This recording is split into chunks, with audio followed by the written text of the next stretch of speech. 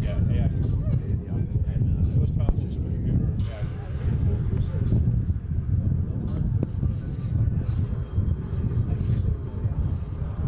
It looks crazy. Yeah.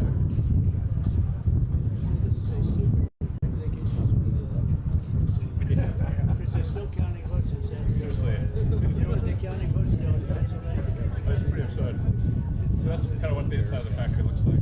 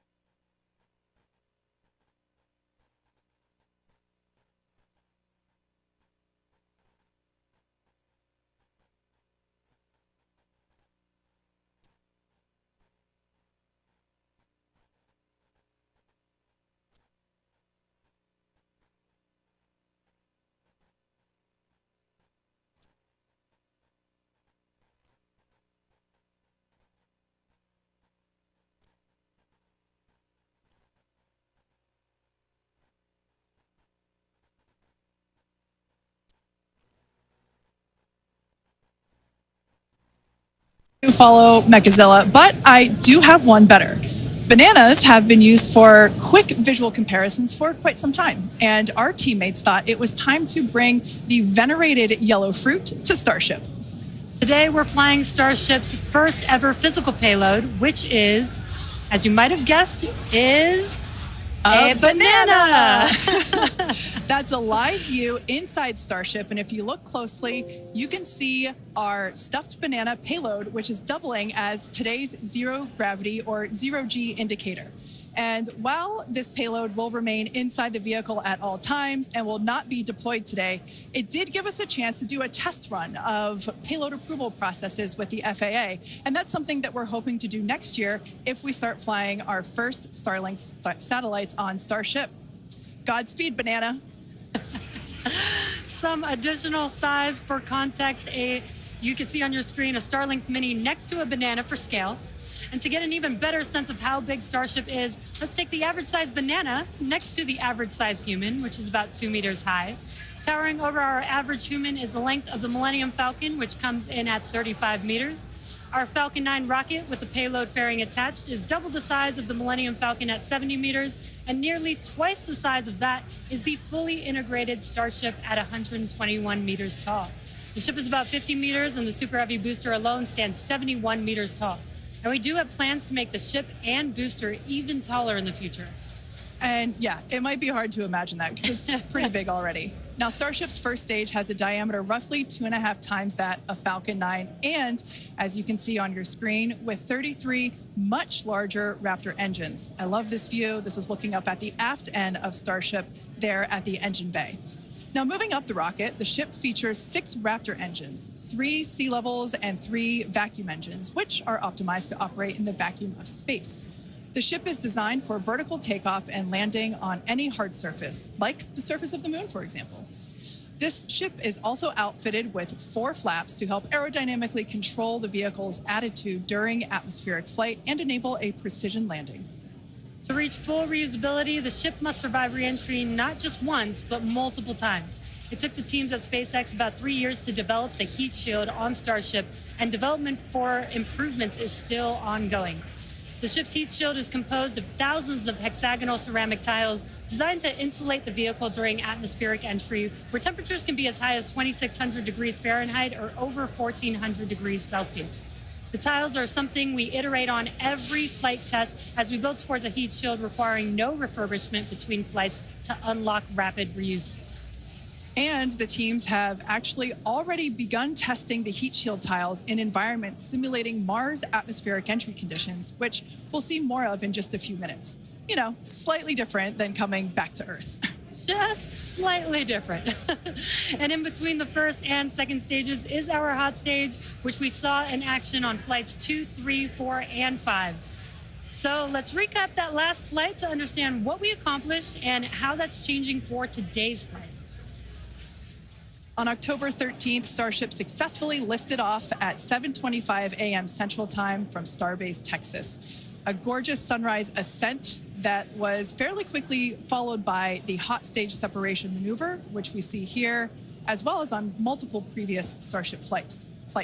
The booster then performed a flip maneuver, boost back burn, and then we jettisoned that hot stage, which you see there.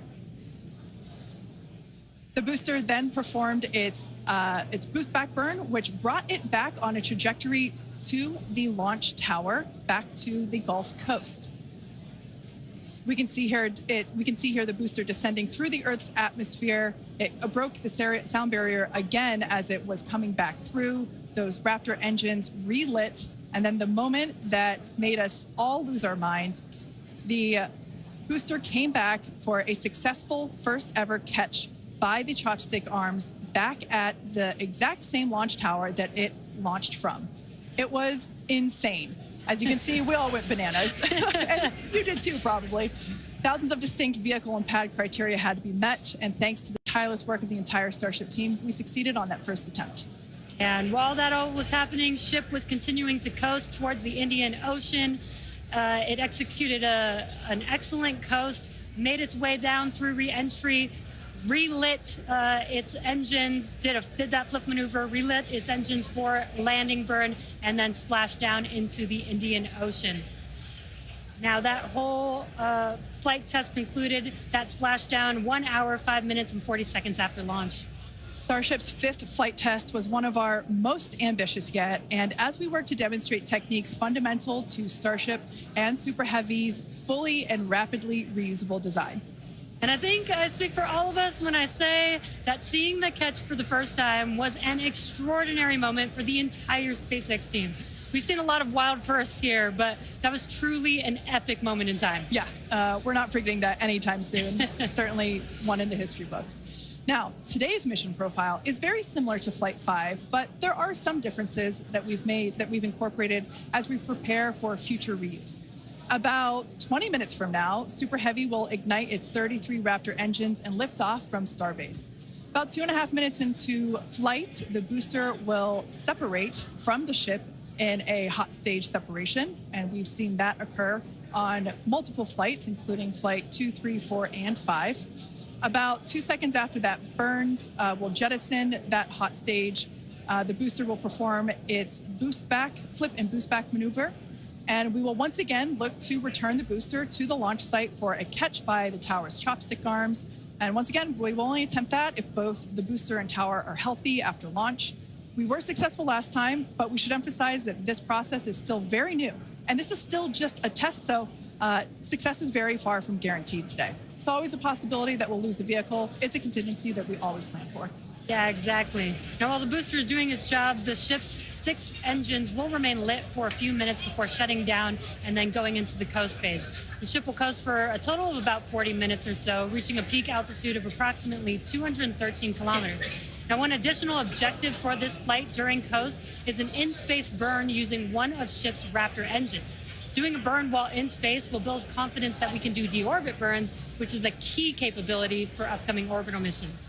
Now, after the coast phase, the ship will attempt a controlled re-entry, and if ship makes it all the way down, we'll once again perform a flip and landing burn before splashing down in the Indian Ocean. Yeah. Now, there are some notable changes to our entry plans for this flight, and they will intentionally push the ship to, and very likely beyond, its limits. This includes several thermal protection upgrades and operational changes as we prepare for future ship catch and reuse. Today's flight test will also test new secondary thermal protection materials, and entire sections of the heat shield has actually been removed in certain areas. And on top of all of that, we're going to fly the ship at an aggressive angle of attack once it's moving slower than the speed of sound. Now, this means we'll be flying nose down instead of our usual belly flop orientation during final descent. This will no doubt stress the limits of the flap's ability to maintain control, but it will be a chance to get real flight data on what our limits actually are. So, to put it as bluntly as possible, do not be surprised if this is not a smooth flight to Splashdown today. We are intentionally looking for how far we can push and discover the vehicle's true limits as we plan for future ship return and catch.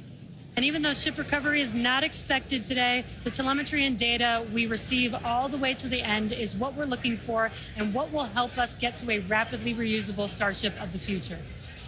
Now, just like Flight 5, one of our objectives for Flight 6 is attempting to return the booster to the launch site to be caught by the tower.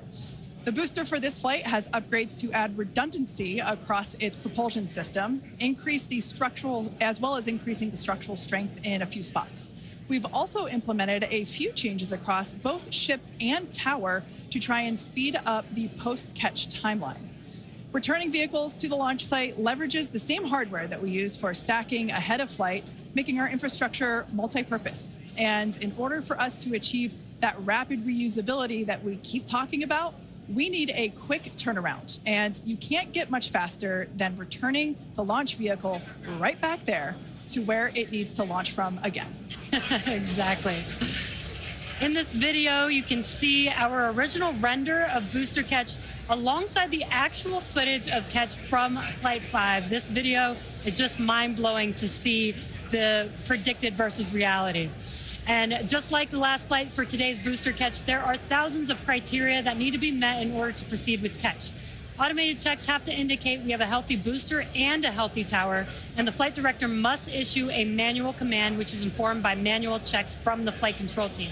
If this command is not sent prior to the completion of the boost back burn, or if automated health checks show unacceptable conditions with Super Heavy or the tower, the booster will default to a trajectory that takes it to a landing burn and soft splashdown in the Gulf of Mexico. I remember when we first heard the call out that tower was go for catch on Flight 5, and wow, I still get goosebumps when I think about that moment. Now, for today's test, just like Flight 5, we're only going to catch if everything on the booster and the tower checks out after launch. As always, we accept no compromises when it comes to the safety of the public and our team. And so to that end, the area around the pad and the flight path are cleared in advance. A lot of things have to go right in order to line up the booster catch. So if all criteria is met, we will attempt to catch, but there is a chance that we may not. Either way, we'll be getting tons of in-flight data, which is extremely valuable. Exactly.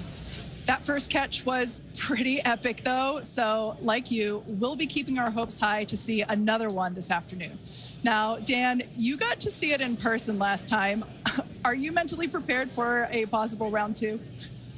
I mean, probably not. That was pretty hands down the coolest thing I've ever seen. And the fact that we're going to do that every time now breaks my brain a little bit, but it was absolutely incredible.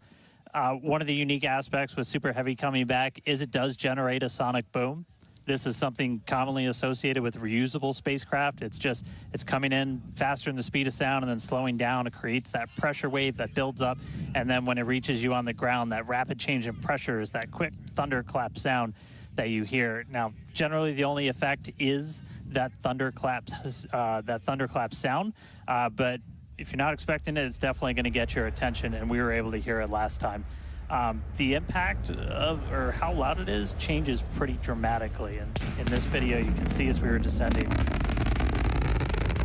and there was kind of that quick triple pop that you heard. Now, that was picked up from closer to the pad. Most people at our distance and further away, you're only going to hear one or two as they're happening kind of so on top of each other that it might just sound like one big bang. But as I said, that's something that's only associated with spacecraft being reused. We hear it with Falcon 9. We heard it during Shuttle, and looking forward to hopefully hearing it today. Just a quick status check, though. We're about 85% full on ship, almost 2/3 of the way full on booster, continuing to count down about 13.5 minutes, a little under that, until we lift off today. But still looking good. I'll check back in with you guys in a few minutes. Back over to Jesse and Kate. Thanks, Dan. Yeah, I think Dan said it really well when it really does hurt the brain to think that this is going to be the norm, that this is just the beginning. Every one of these flights is a step closer to a fully operational Starship that will take us beyond Earth orbit. And with our pace of rapid iteration here, the Moon and Mars are not nearly as far in the future as you may think. In fact, we're planning to send Starships to Mars as soon as 2026. Which is when the next Mars transfer window opens, which is under 2 years from now. Now, you might be familiar with the Starlink logo, which you see there on your screen. It's an iconic representation of the Mars transfer orbit, also called the home and transfer orbit. This transfer window, or the time between the time when Earth and Mars are closest to each other, opens every 26 months and is only open for about 2 to 3 months at a time for a vehicle with Starship's power. Lining up a launch to Mars is similar to how we launch to the International Space Station, where we time the launches to match the station's orbit. If we didn't do this, we would need more propellant and more time to get there. So the first opportunity we have to fly Starships to Mars, we plan to go for it. These first flight tests to Mars will be uncrewed and will test the reliability of landing in tech. If those landings go well, the first crewed flights will soon follow after that. Right now, our flight tests are focused on proving out reusability of both Super Heavy and Starship. In 2025, we'll continue that focus while also potentially flying our first Starlink missions and demonstrate capabilities central to our role in taking astronauts to the moon as part of NASA's Artemis program. Starship will be used to land astronauts on the lunar surface on NASA's Artemis 3 mission, which will put the first humans on the moon since 1972. One key capability will be the ability to refuel Starship on orbit, which you can see there on your screen, with a Starship prop tanker docked with a fuel depot. Next year, we're planning to test this capability, but capability by launching 2 Starships and having them meet up to transfer tons of cryogenic propellants. Now, when the time comes to land on the moon, Starship will link up with NASA's Orion spacecraft in lunar orbit, where astronauts will transfer over for their descent.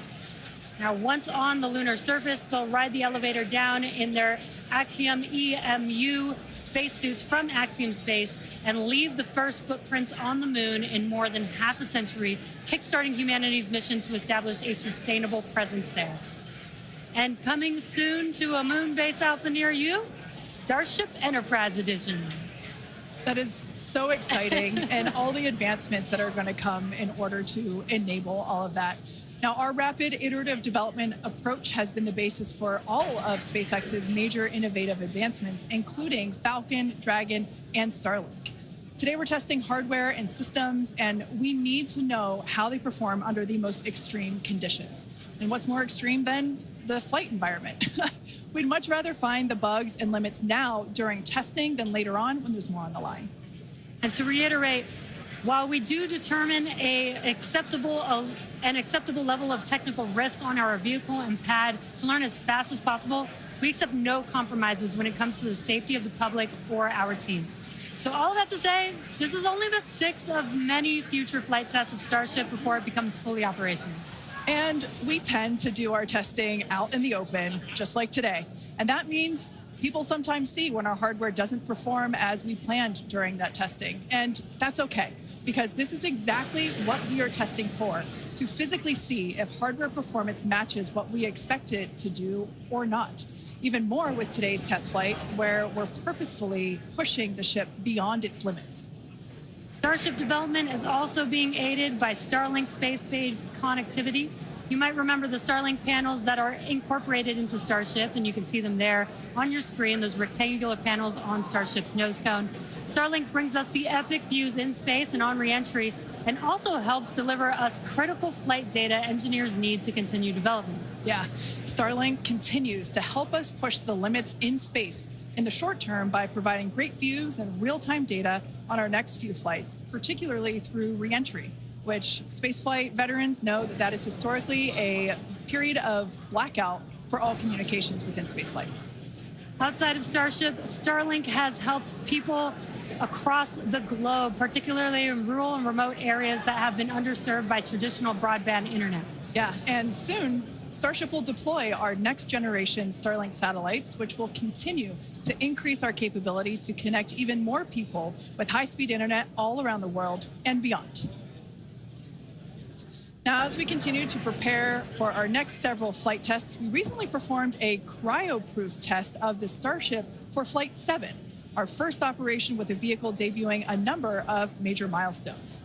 The ship has been stretched to make room for larger propellant tanks, increasing the propellant capacity from 1,200 tons to 1,500 tons. The forward flaps also got a redesign. They have shrunk in size and they also shifted in location, and both of these things will help better protect them during entry heating while still providing control. There's also a wide range of upgrades that will make the vehicle more reliable, adding redundancy to and the ability to operate for longer durations in space. One unique aspect of a trip to Mars are the different conditions ship will see when entering the Martian atmosphere. Now, it's difficult to simulate Mars's atmosphere when re-entering on Earth, so we've been testing a variety of heat shield materials inside a specialized plasma jet chamber at the University of Illinois Urbana-Champaign, where we're able to more closely simulate Mars's 95% carbon dioxide atmosphere. Aside from looking awesome, this is important testing. The intense heat of entry will cause the CO2 to break down into its base elements, exposing Starship to atomic oxygen, which increases surface heating and can cause materials to oxidize or start to break down. Spacecraft entering over Mars encountered more than twice the amount of atomic oxygen at their peak when compared to Earth, and that is certainly a unique challenge. As we continue to test, we'll learn more about what makes a great heat shield for Mars. All right, now that we're heading into the final minutes of the countdown, let's go back to Dan for the latest on the ground there at Starbase. Hey, Kate, afraid I have nothing but good news for you. We have a go from our range safety team. We are a little over 90% full on ship, almost 85% full on booster. and not tracking any holds to an on-time liftoff. So we've got about 3 more minutes of prop load.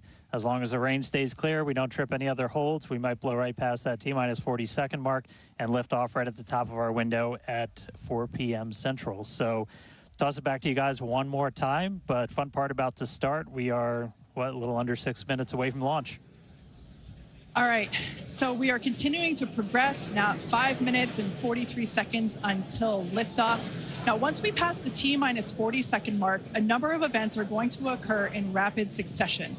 The ground spin and ignition systems will come up to flight pressure, and the ship will go on to internal power. And then after that, the quick disconnect, or what we call the QD arm lockout, is removed in preparation for retraction shortly after T0.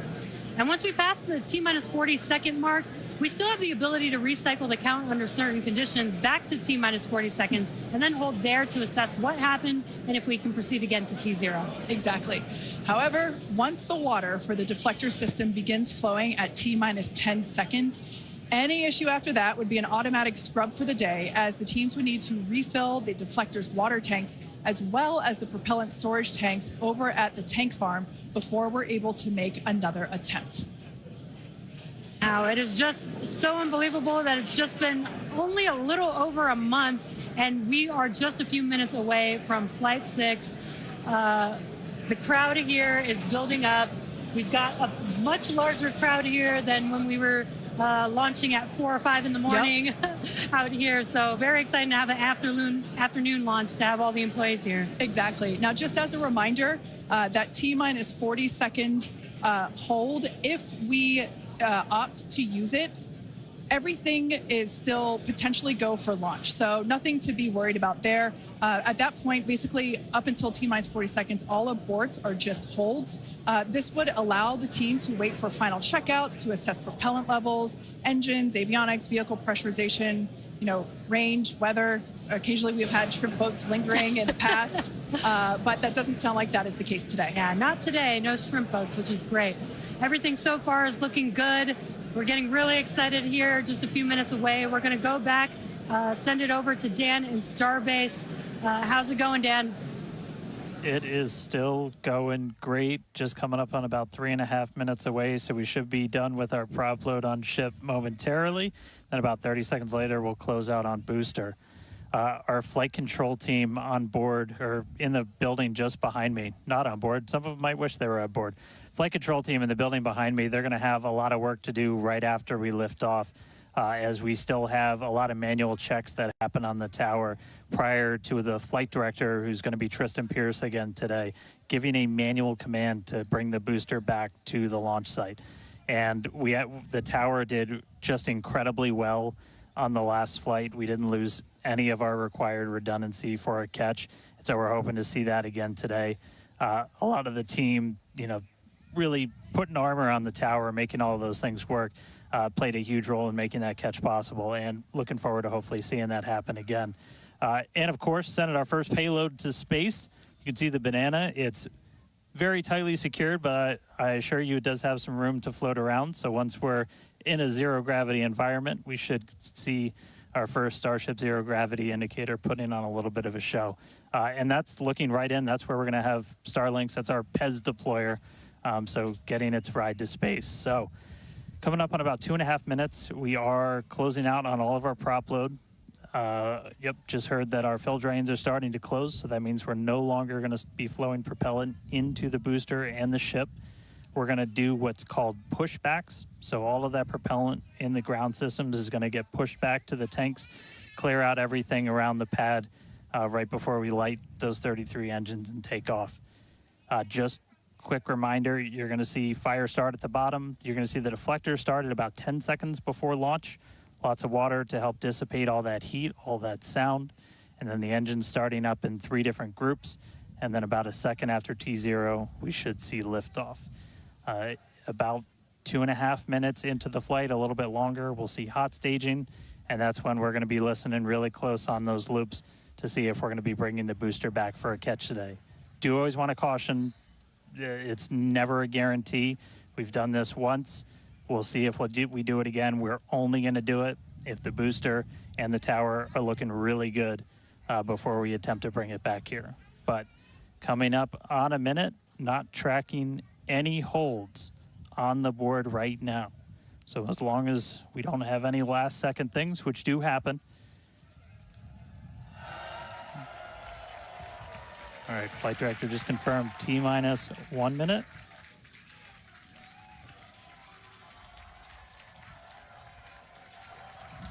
Key moment to look at in 10 seconds, that T-minus 40.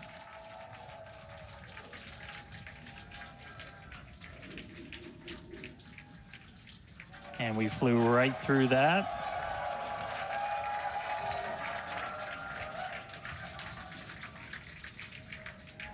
Flight directors go for launch. All right, we're now T-minus 20 seconds until liftoff of Starship Flight 6. This will mark our second attempt to catch the Super Heavy booster at the launch tower, as well as 10, 9, 8, 7, 6, 5, 4, 3, 2, 1.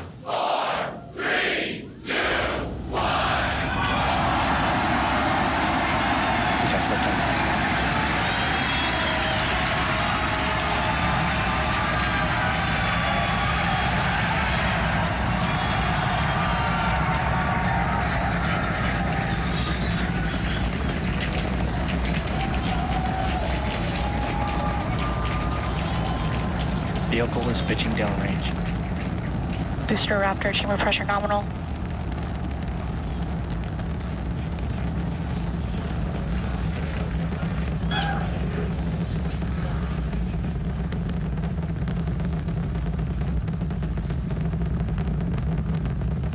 Booster and ship, avionics, power, and telemetry nominal.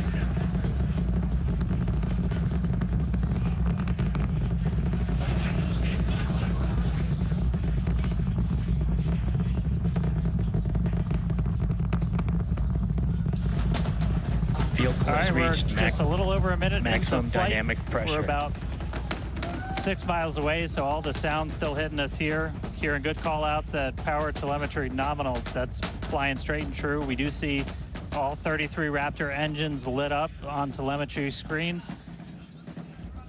At this point, we've passed through that point of maximum aerodynamic pressure, that max Q.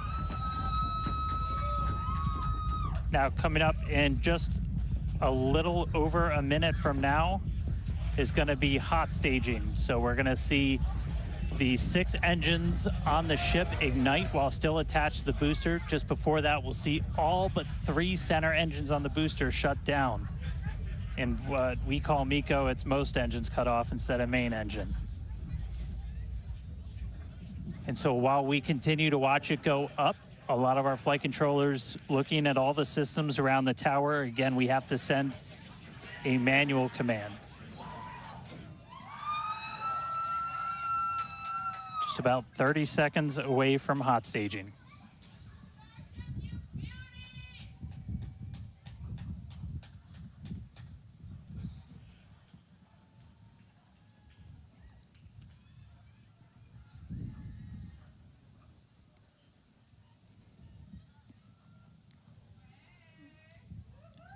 And we heard the tower is go for catch. Booster engine cut off.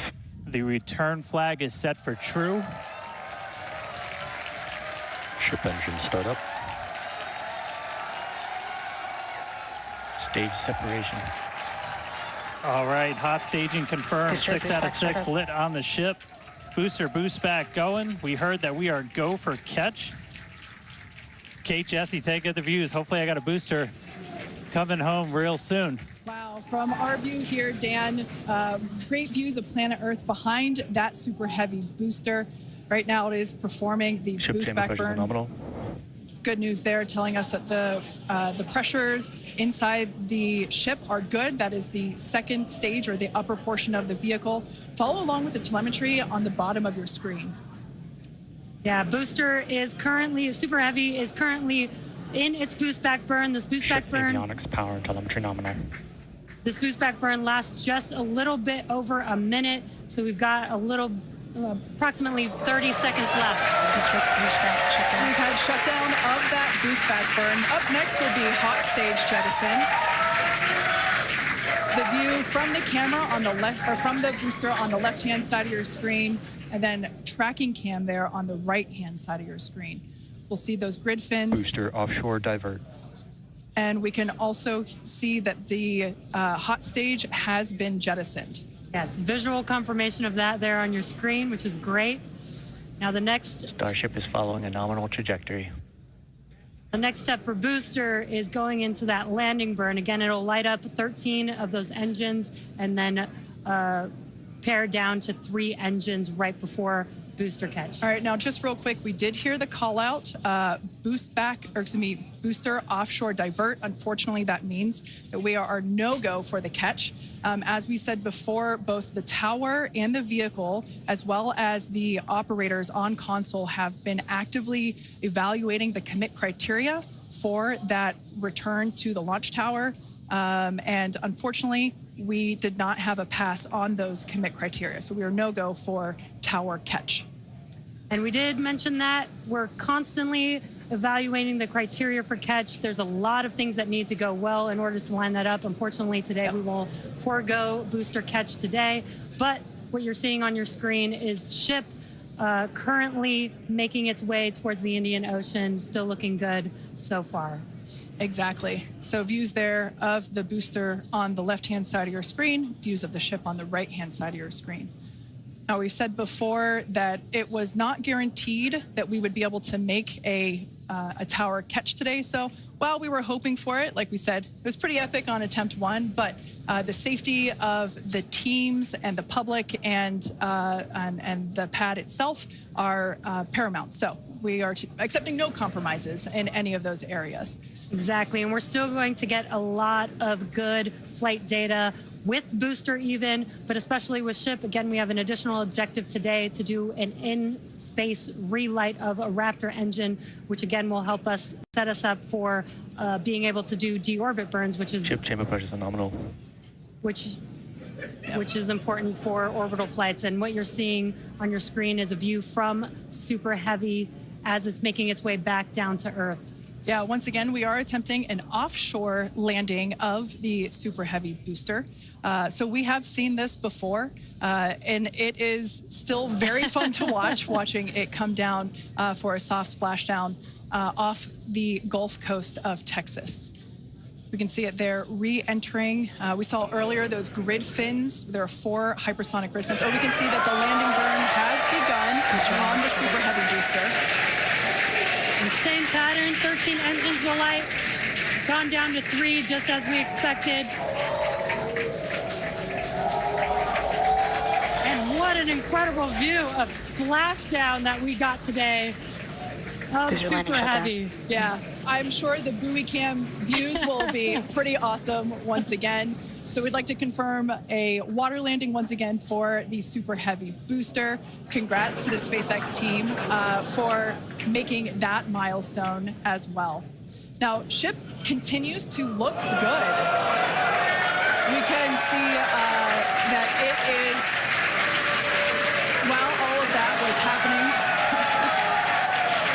the crowd here in Hawthorne continuing to react to all these amazing views that we're getting. The next milestone is... Starship is in terminal guidance. Great news there. Starship terminal guidance, referring to what we see here on our screen, the upper stage, at about 8 minutes, 35 seconds or so, we have ship engine cutoff, which will be the cutoff of the Raptor engines.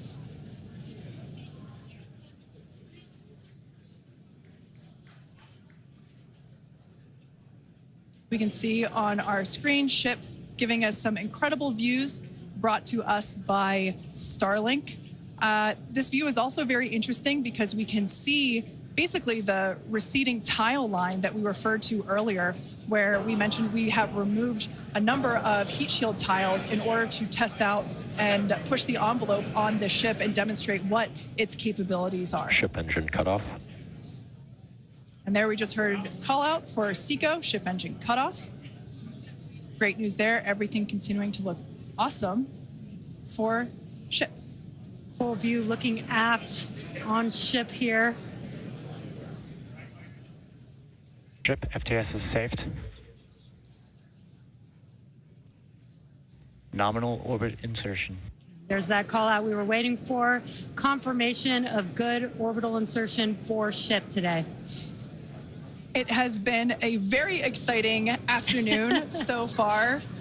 We'd like to send it back over to Dan, who can give us that live view experience. Dan, once again, are you okay after witnessing another Starship launch?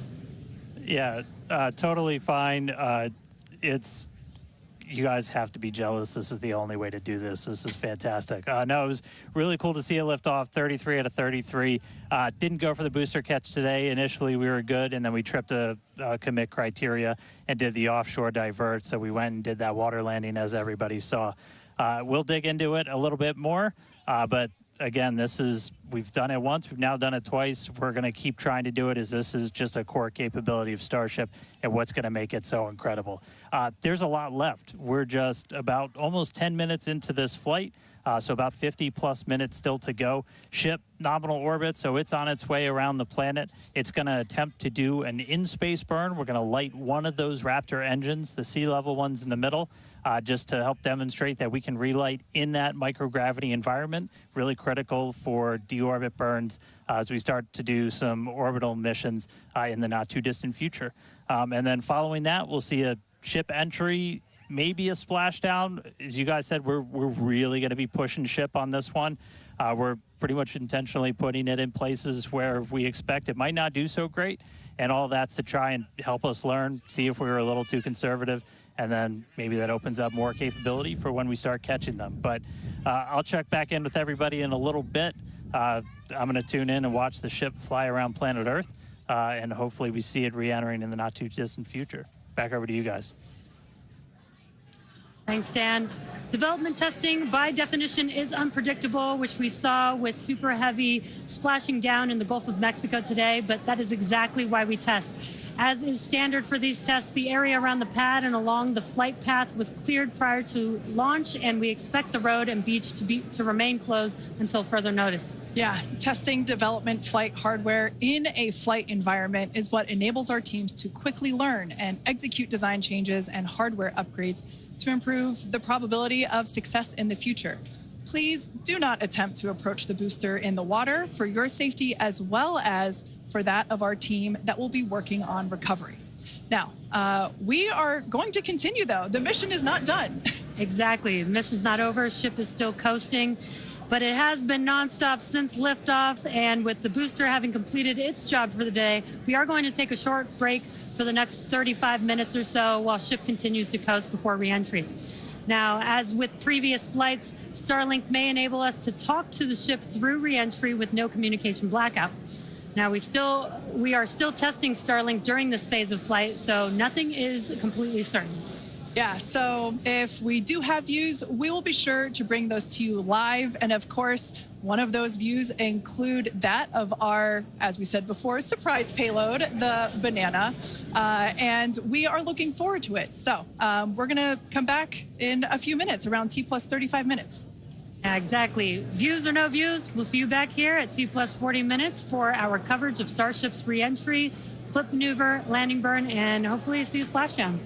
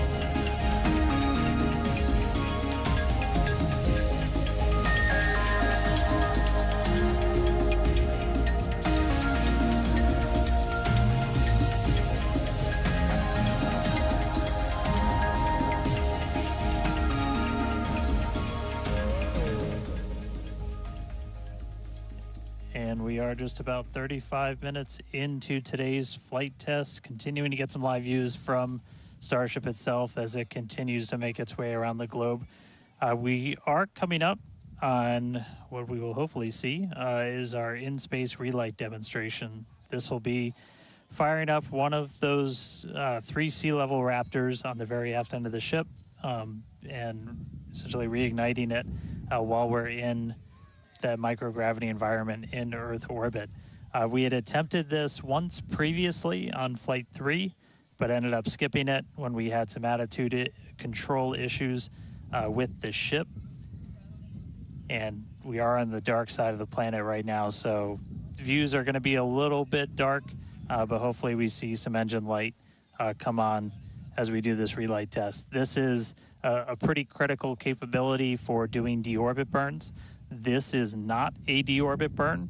Want to stress that we're on a trajectory where if we didn't fire off the engine at all, we are definitely coming home. Ooh, seeing some thunderstorms down on the ground. That's pretty cool. But this is not a deorbit burn. If we didn't fire this engine, we're on a intentional suborbital trajectory. So no matter what, we're coming in over the Indian Ocean. Firing off the engine does change your exact splashdown point a little bit, but we've got this keep out zone across the entire Indian Ocean that we made sure was clear ahead of flight, and we continue to monitor during, but we're going to aim for that and hopefully see this relight test coming on in about a minute. It's just going to be one of these engines, and it uses what's called the header tank, so these small spherical tanks in the very top of Starship up in the nose cone. They don't require nearly as much gas to pressurize as your main tank, so they're really useful for any in-orbit maneuvers and then for landing burns. So if we make it to a landing burn today, we'll be using them for that as well. So we should be coming up in just about the next minute. It should be under a minute now away from that expected ship burn. And again, we've relit Raptors pretty frequently. We just did it with the landing burn and that boost back burn on the booster, and we've done it on ship landing burns. We just haven't done it in this microgravity environment where your propellant management and a lot of other things are different as you're not weighed down by the force of Earth's gravity.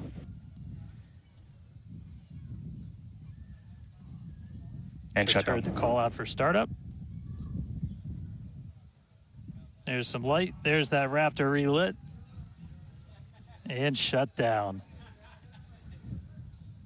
All right, there you have it. The first time ever lighting a Raptor while in outer space, other than our ascent burn. So really cool to see that relit. That's a pretty critical capability that we're going to need when we're doing orbital missions in the not too distant future.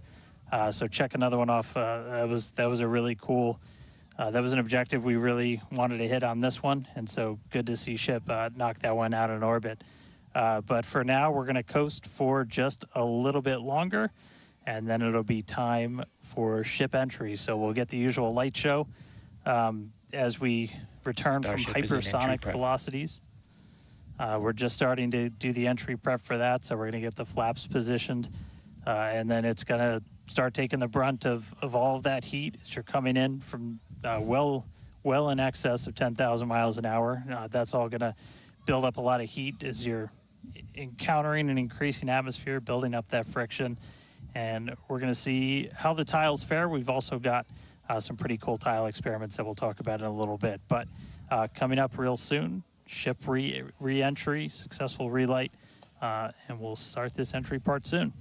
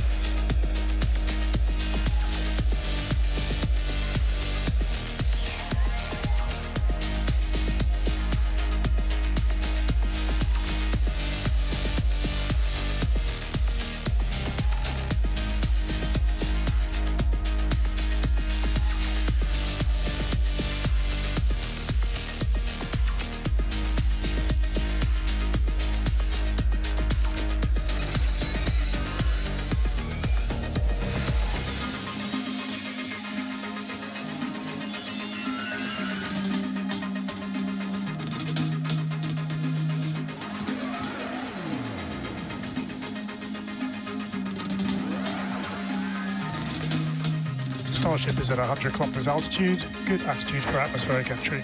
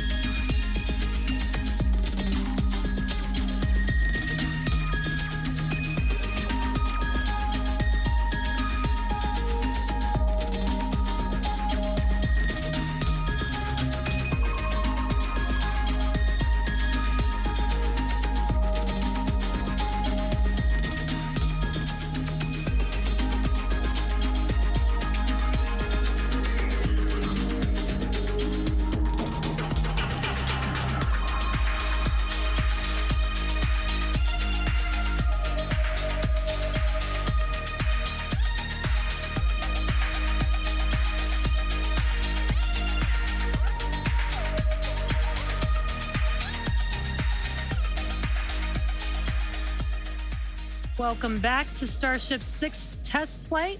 It has been an exciting day so far. We lifted off from Starbase at 4 p.m. Central Time. The Super Heavy booster and ship had a successful separation as well as a good boost back burn and good separation of the hot stage adapter. We did not attempt a return to the launch site and catch attempt today when strict criteria were not met and the Super Heavy booster executed a planned divert to a landing burn and soft splashdown in the Gulf of Mexico. Yeah, obviously we were hoping to come back to the tower, but this was a test and we knew that it was a very viable possibility. Starship is at 85 kilometers. Flaps now have control of the vehicle. All right, great news there, turning our attention over to the star of the show here, giving us these amazing views once again. We heard the call out there telling us that the Starship vehicle is now 83 kilometers above, coming up around T plus, well, now actually, the ship, as you can see, is beginning to re-enter the Earth's atmosphere. As a reminder, one of the main goals of today's flight test is for the ship to make it through the extreme heat of re-entry and to do so in a controlled manner.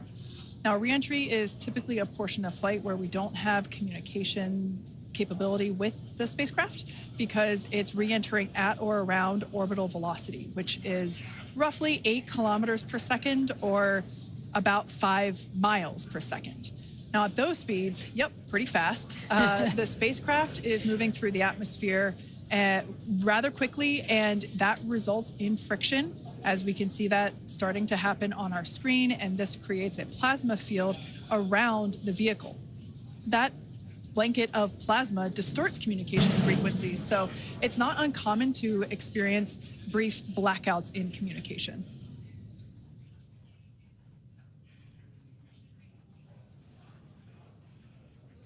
Starship is approaching the peak heating phase of entry.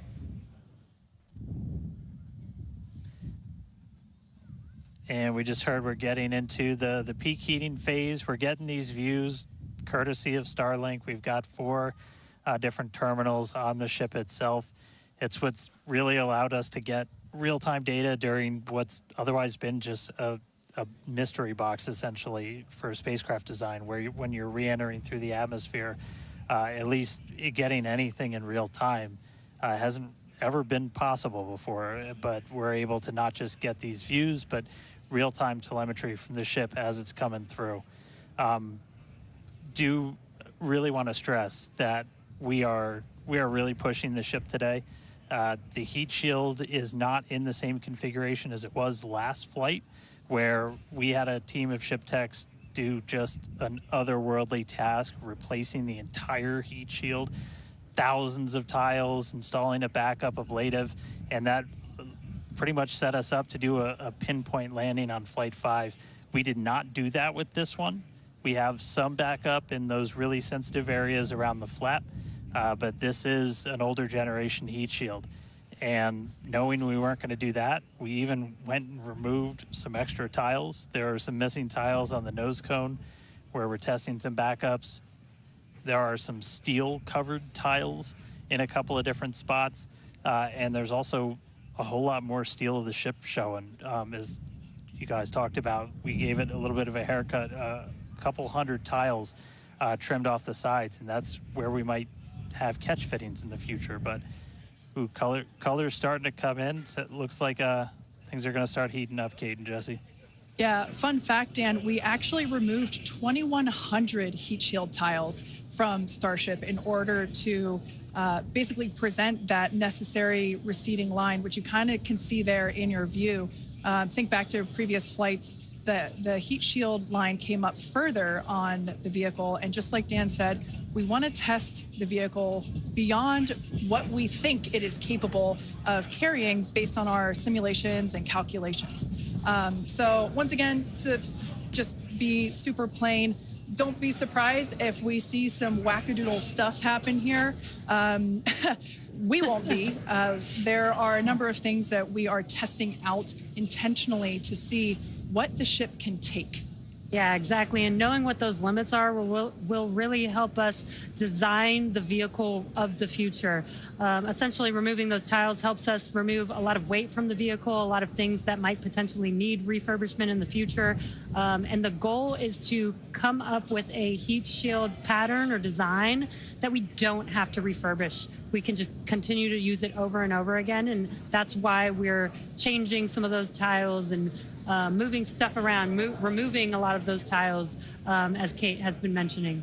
Exactly. And, you know, looking forward to the Starship capability of the future, we want to be able to catch Starship like we do with boosters. And so the next flight, we want to better understand where we can install catch hardware, not necessarily to actually do the catch, but to see how that hardware holds up in those spots. And today's flight will help inform, you know, does the stainless steel hold up like we think it may based on experiments that we conducted on Flight 5?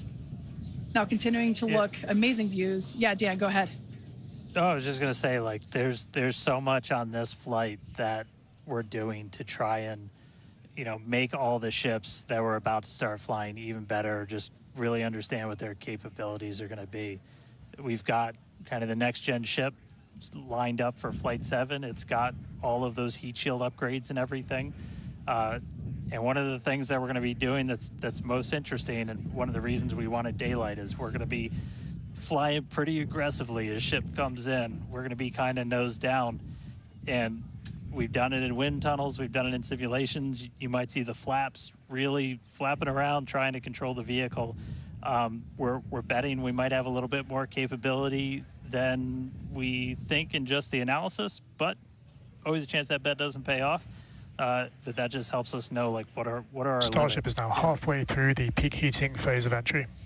Sweet. Halfway there. Halfway home, guys. Yeah, and if you guys, again, can follow along with the altitude and the speed of ship as it's making its way back down to Earth, bottom right-hand corner of your screen. Speed is still going really, really fast. Again, as it gets closer to Earth, we'll see that altitude drop a little bit faster. It's kind of dropping pretty slow right now. And again, as we get closer and closer to literally the surface of the water, then we'll start to see that speed pick up.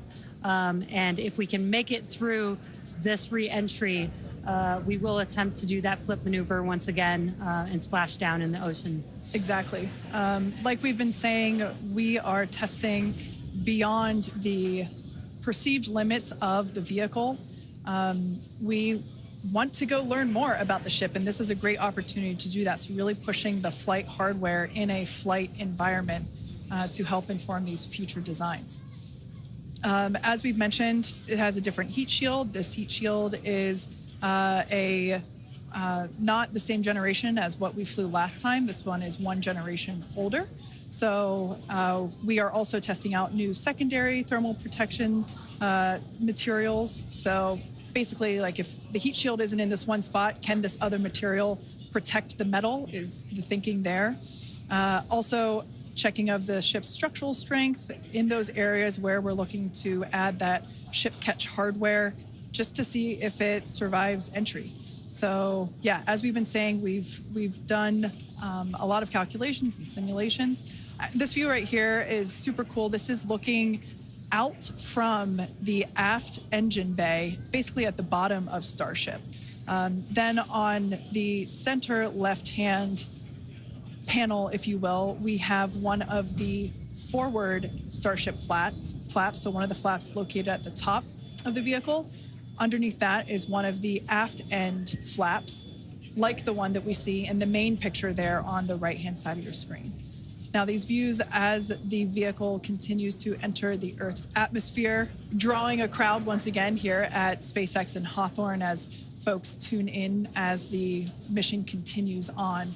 Now, the next event that we have coming up, we should hear the call out that the vehicle is transonic around T+1 hour and 2 minutes or so. That means that the vehicle is traveling near the speed of sound. We say near the speed of sound because there are certain parts of the vehicle where airflow is going faster and other parts where it's going slower. So it kind of teeters there on the brink of the speed of sound. So once we have equal flow on all parts, then we'll hear it's subsonic. Yeah, and and almost real quick, almost a reverse of, I'm sorry, Jesse, almost a reverse of before. We see the Earth starting to come into view. We've got sunrise there over the Indian Ocean. So this is going to look different from any of the re-entries we've had before. And it was specifically so like we get as much daylight as possible to see how ship does this. Over to you, Jesse. Sorry about that. Dan, great minds think alike. That's exactly what I was going to point out, is that we're getting a lot clearer view of the Earth in the background with the different temperatures that we're seeing, with the different colors of that plasma around the ship, which is really, really cool to see. Again, we are pushing the limits of ship today, but so far everything is looking pretty nominal. We'll see how the next few minutes goes. Yeah. Like we've said before, don't be surprised if this is not entirely smooth sailing all the way down to the ocean's surface. Similar to Flight 5, we are targeting the same splashdown location in the Indian Ocean, but we are not expecting to recover the vehicle. Right, and we were getting some glimpses of the flaps. The flaps so far are looking pretty good. We're not seeing any burn through. There's those flaps again in that hinge area, which is our most concerning area there.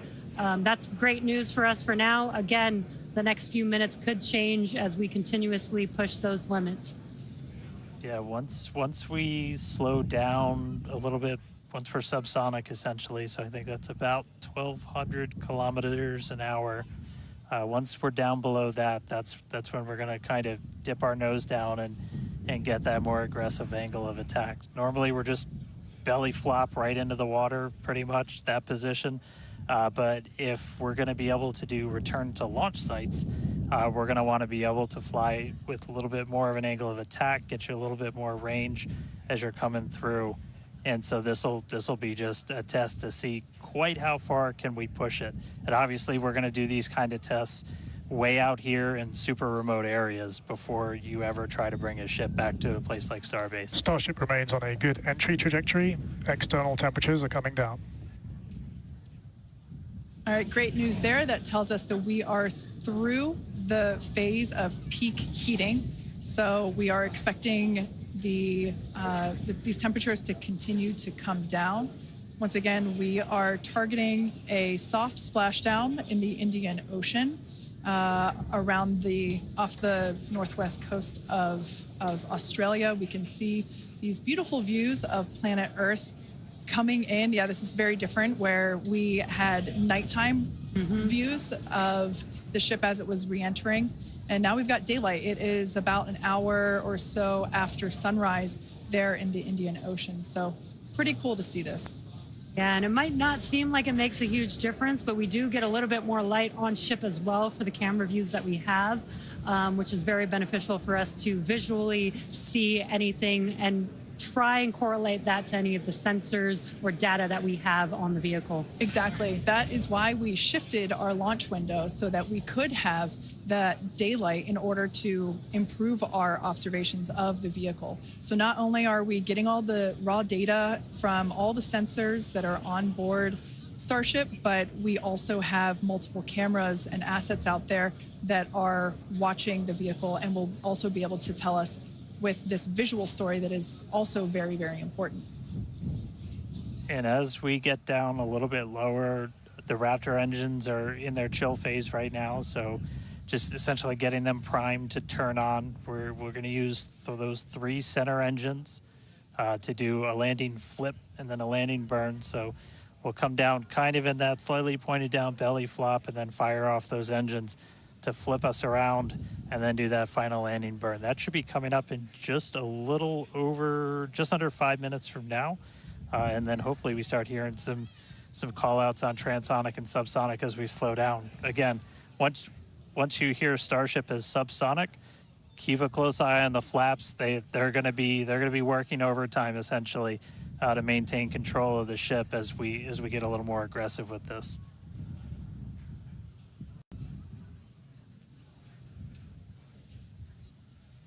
We can see that we are beginning... Starship has passed maximum entry dynamic pressure. All right, great call out there. But we can see on this view here that we do have some heating there on that looks like one of the forward flaps on Starship. This is to be expected. We knew that the vehicle would perform differently than what we had seen on Flight 5. This is actually really good data because it tells us what parts of the vehicle at this, what will soon be a higher angle of attack once we drop down below the speed of sound. We'll have a higher angle of attack, meaning we're going to be flying nose down, basically. So yeah, this is good news, but we can actually, looks like that heating is starting to cool off there. Yeah, it's a little burn through. Again, it is important to note when we start seeing that through the ship's descent as well. So like Kate was saying, we're getting some really good data here. It looks like the other flaps are doing a little better than the one that has a little burn through, which is some good news. Again, constantly watching. We've got a couple minutes until we're expecting to make it all the way back down to Earth. Exactly. And like we said before, we are not expecting to recover the ship, although that would be great. It'd be a nice bonus if it happened, but it's not really in our expectations today.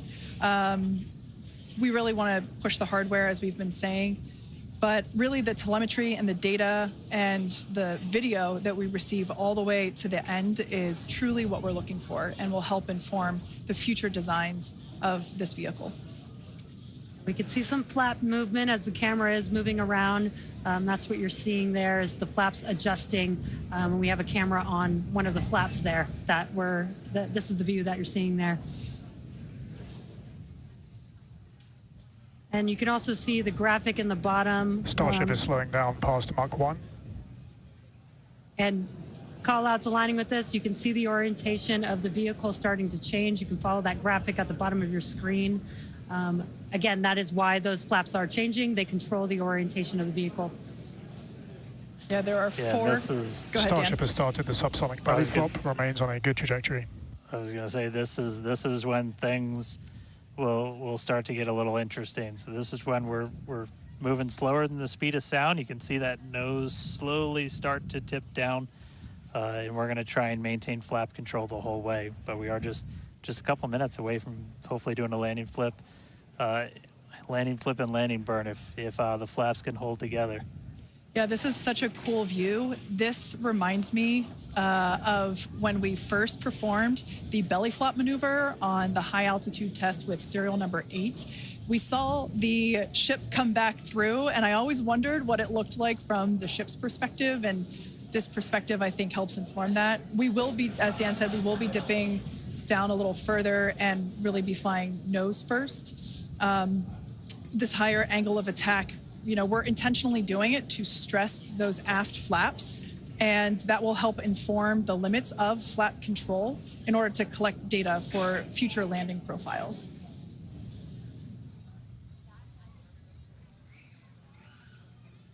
I mean, we're looking good so far. We've just got about 5 kilometers in altitude to go. We'll ignite the engines when we're still just a couple hundred meters over the ground, do that flip. Starship is and passing landing through burn. 5 kilometers altitude, remains on a good trajectory. I have a feeling this is going to look so cool as it passes through the clouds. Obligatory shout out to the entire avionics team on Starship. And there's that nose down orientation.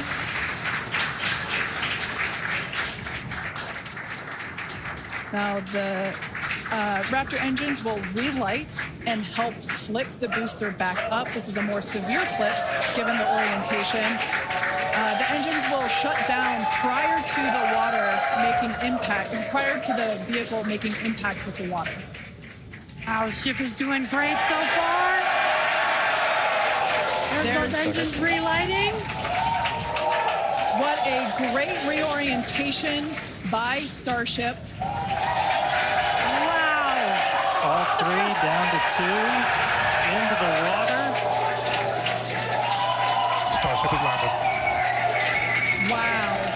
And we have ship splashed down in the Indian Ocean. Some awesome buoy cam action here. Daylight our buoy. views. Incredible.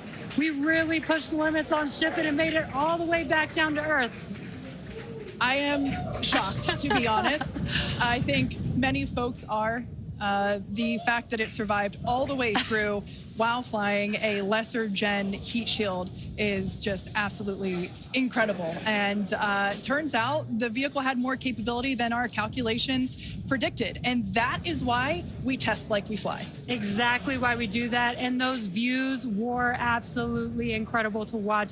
Because of Starlink, we were able to get the views all the way down, as well as the buoys, seeing ship touchdown in daylight. So cool, so cool. Now we want to, unfortunately, wrap up the show. Yeah, exactly. We'll say congratulations to our teammates at SpaceX and to everyone who supported the Starship program. And thank you to all of our future customers for your support. We'd also like to thank the people of Cameron County, Texas, as well as the Coast Guard, the Federal Aviation Administration, the Government of Mexico, and the Australian Space Agency. Now,